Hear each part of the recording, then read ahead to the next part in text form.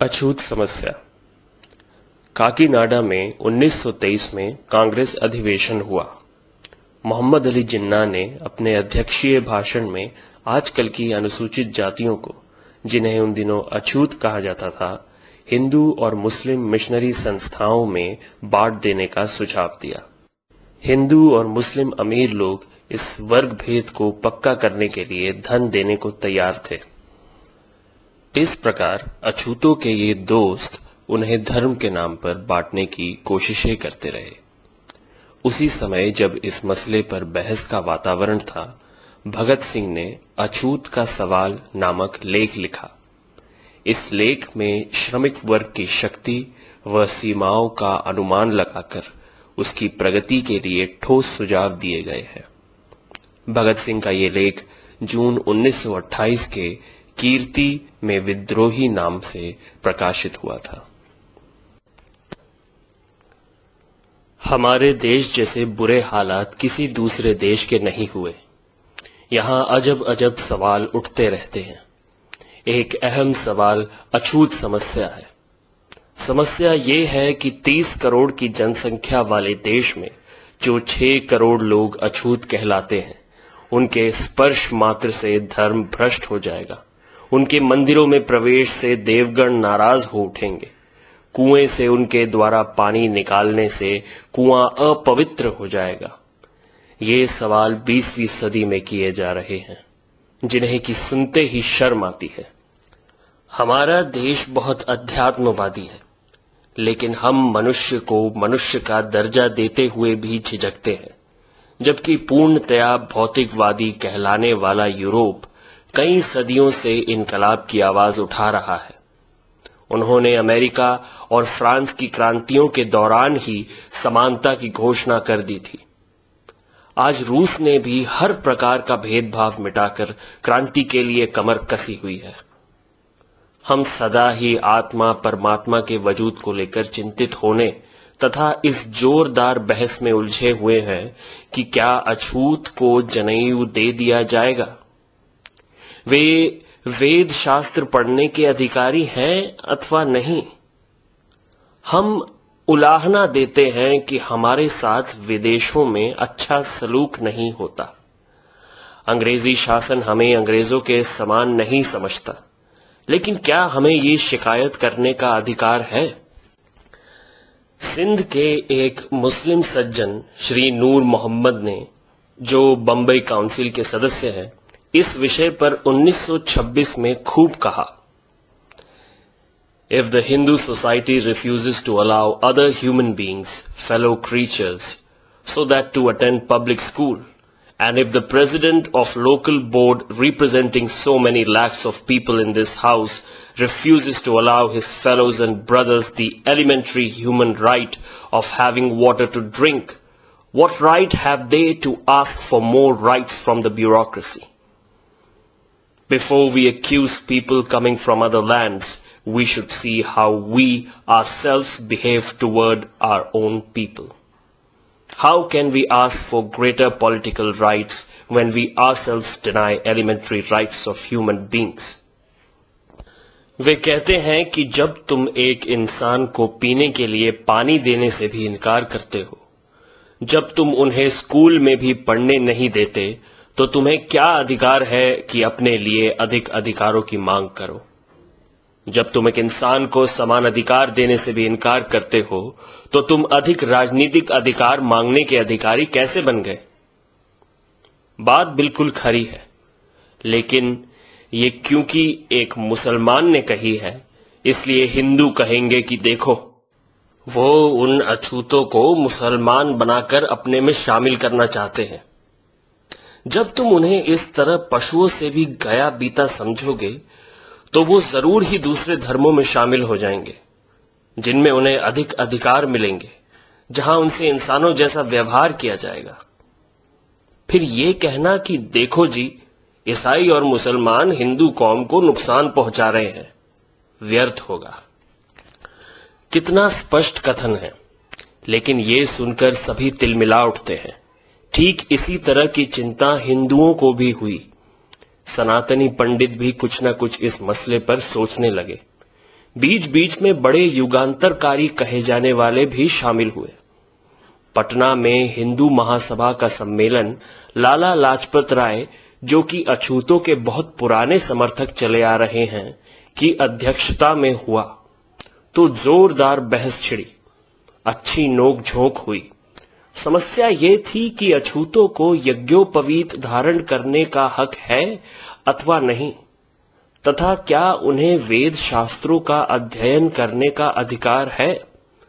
बड़े बड़े समाज सुधारक तमतमा गए, लेकिन लाला जी ने सबको सहमत कर दिया तथा ये दो बातें स्वीकृत कर हिंदू धर्म की लाज रख ली। वरना जरा सोचो, कितनी शर्म की बात होती। कुत्ता हमारी गोद में बैठ सकता है, हमारी रसोई में निस्संग फिरता है, लेकिन एक इंसान का हमसे स्पर्श हो जाए तो बस धर्म भ्रष्ट हो जाता है। इस समय मालवीय जी जैसे बड़े समाज सुधारक, अछूतों के बड़े प्रेमी और न जाने क्या क्या, पहले एक मेहतर के हाथों गले में हार डलवा लेते हैं, लेकिन कपड़ों सहित स्नान किए बिना स्वयं को अशुद्ध समझते हैं। क्या खूब ये चाल है।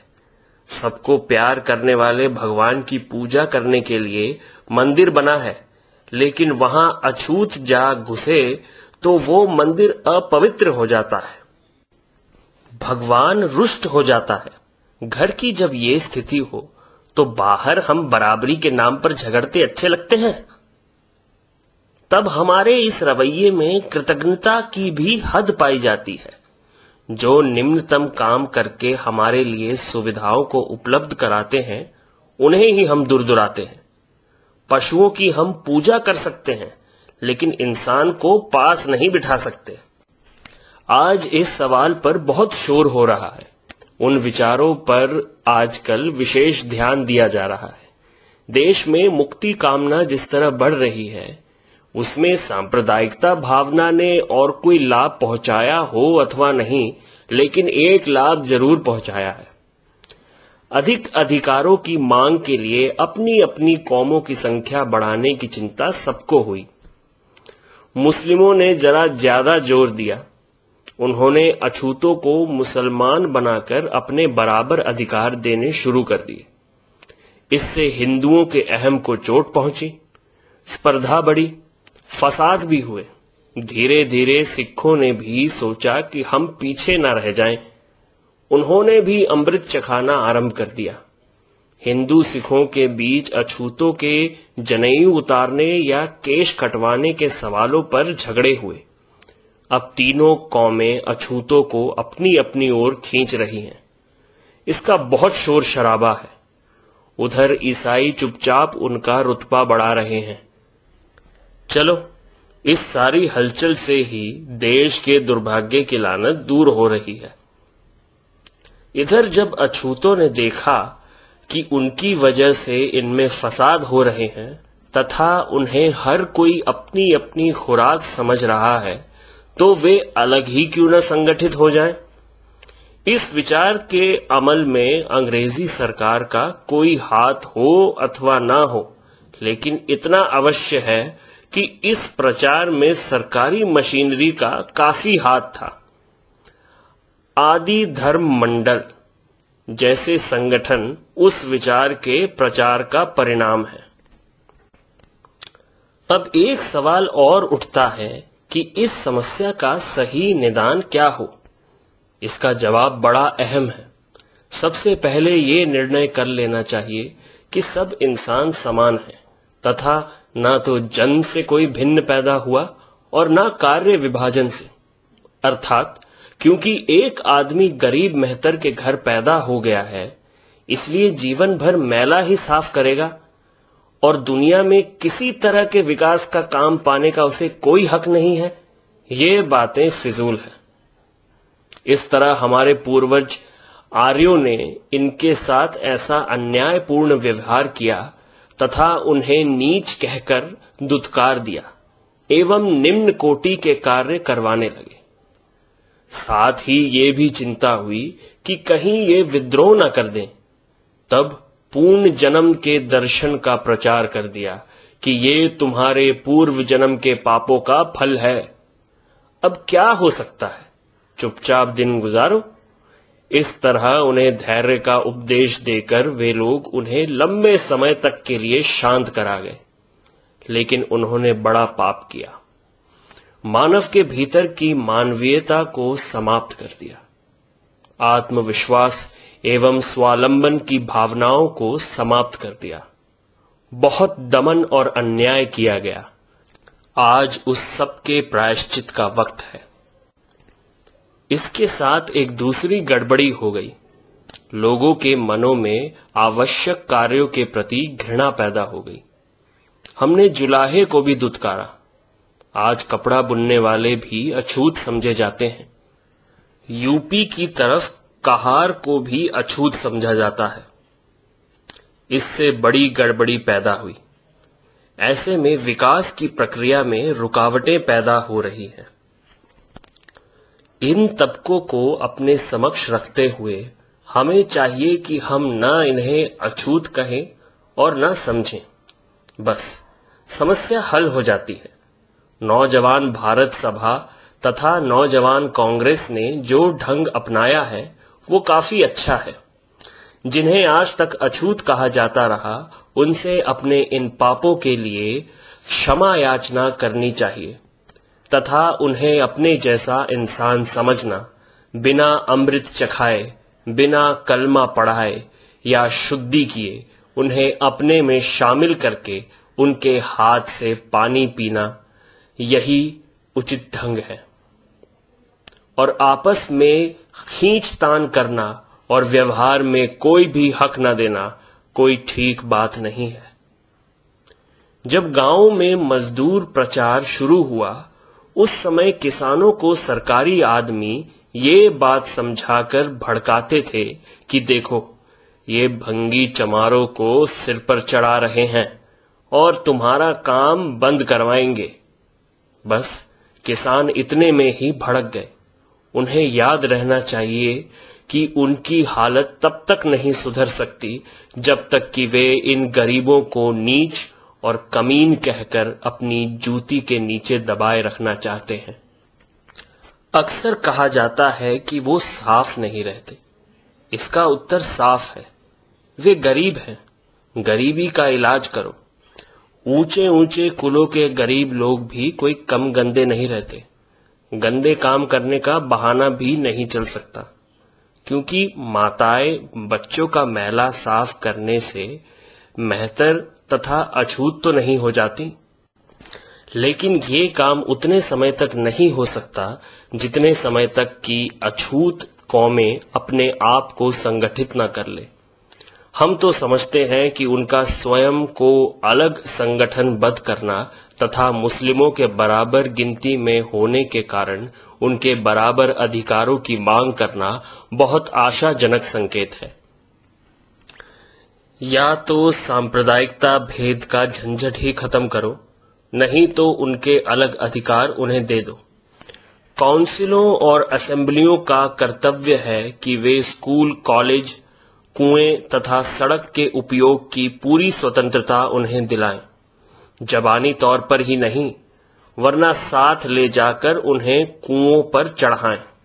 उनके बच्चों को स्कूलों में प्रवेश दिलाएं। लेकिन जिस लेजिस्लेटिव में बाल विवाह के विरुद्ध पेश किए गए बिल तथा मजहब के बहाने हाय तौबा मचाई जाती है, वहां वे अछूतों को अपने साथ शामिल करने का साहस कैसे कर सकते हैं? इसलिए हम मानते हैं कि उनके अपने जनप्रतिनिधि हों, वे अपने लिए अधिक अधिकार मांगे। हम तो साफ कहते हैं कि उठो, अछूत कहलाने वाले असली जनसेवकों तथा भाइयों, उठो, अपना इतिहास देखो। गुरु गोविंद सिंह की फौज की असली शक्ति तुम ही थे।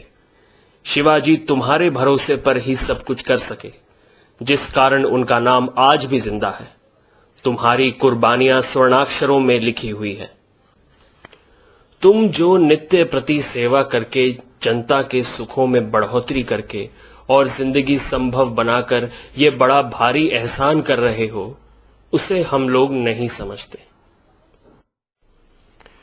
तुम पर इतना जुल्म हो रहा है कि मिस मेयो मनुष्य से भी कहती है, उठो, अपनी शक्ति पहचानो, संगठनबद्ध हो जाओ। असल में स्वयं कोशिश किए बिना कुछ भी ना मिल सकेगा। Those who would be free must themselves strike the blow. स्वतंत्रता के लिए स्वाधीनता चाहने वालों को यत्न करना चाहिए। इंसान की धीरे धीरे कुछ ऐसी आदतें हो गई हैं कि वो अपने लिए तो अधिक अधिकार चाहता है, लेकिन जो उनके मातहत हैं उन्हें वो अपनी जूती के नीचे ही दबाए रखना चाहता है। कहावत है, लातों के भूत बातों से नहीं मानते, अर्थात संगठनबद्ध हो, अपने पैरों पर खड़े होकर पूरे समाज को चुनौती दे दो। तब देखना, कोई भी तुम्हें तुम्हारे अधिकार देने से इनकार करने की जरूरत न कर सकेगा।